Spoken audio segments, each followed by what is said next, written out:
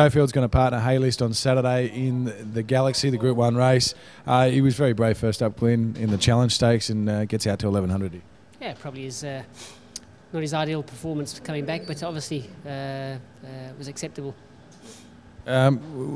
Just getting onto that first up run, I mean, he hadn't raced for a long time. He showed a lot of good speed early on, and he was there for until about 150 to go. Yeah, probably a bit more than that. He was probably second until 3 strides from the winning post, and then he was on empty and just got run out of it and just sort of held on for 4th. But well, he'll strip a lot fitter from the run, and as I say, his first run his performance was acceptable. When I say where he finished the run, but taking into consideration everything that went on, it was more than that.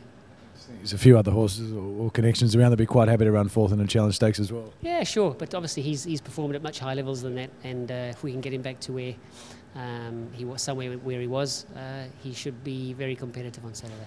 Okay. Havana Ray, Glyn, was beaten 1.7 lengths, I think, in the Chipping Norton Stakes. Looks ideally placed back to the Ajax and drops in weight. Yeah, he does. Back from weight for age. Obviously, he ran blinder. His first start at the highest level. Not so sure that form's as flash, you know. Shootout did win. I know we all know he's a good horse, but the form behind the runners behind Shootout were probably a little bit of less calibre. So, but still, he did perform well in a Group 1 race, and he, as you say, he's back into an easier grade with a less weight. So, Bjorn had a bit of concerns with him through the week. Nothing major. Just his work probably wasn't as sharp as he would have liked it. But you never know. Maybe the Group 1 race just sort of took its toll on him. Might have done too, yeah. And probably any other concerns going to Rosehill from Warwick Farm, where pretty much most of his form is. Yeah, his best form, of course, is at Warwick Farm, and his worst form is probably at Rosehill. We might go back up to the top. Glyn, you on Brave Soul for Joe Pride in the opening event? Yeah, I think got gate 1, I think, on the minimum. So Joe's horses are absolutely flying at the moment, and this fella's no different. He's in the race with a very, very big shout.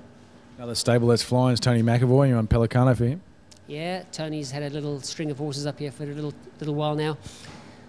He won on a heavy track and led the whole way. He stays like a poor relative, really. The trip's going to hold no worries for him.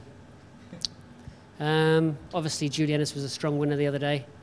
I don't think he'll be having as easy a time in front on Saturday as he will be on Saturday. But look, he's obviously the horse we have to beat, and look, I think our fella's put 2 or 3 on the trot behind him, and he's taken a bit of improvement from his time in Sydney. Okay. Have you had much to do with Tweet from the Greenbeck stable? Yeah, I rode her a first start, raced a little bit erratically. Since then, yeah, I haven't ridden her since then, but just on how she felt first up, she's going to show improvement. Okay. Dothraki as well for Gerald? Yeah, another horse that he's shown untold amounts of ability in the morning. He needs to transform that into ability in the afternoon as well, you know, because that's where the prize money is and that's where it counts. I think Gerald said physically he's a great horse, mentally he's just not quite there. That's exactly it. You've got blinkers on him on Saturday to see if that can sort of tweak things a little bit more in the right way, in the right direction. So if that's the case, yeah, he's shown that he can run phenomenal times in the morning. As I say, he's just got to do it in the afternoon. And ominous quality, Glyn. Not a bad performance last up? Last 2 runs I've ridden have been very good. Slowly run races, haven't suited her. Drawn a wide marble, but I hope there's more tempo, you know. She seems to be in winning form, hasn't cracked a race that sort of has allowed her to be effective yet, but I'm confident that she'll run very well. Yeah, I know you wouldn't want to suggest that you got a better ride than Haylist on Saturday, but let's take him out of the others. What's your best? I think you could throw a blanket over all of them.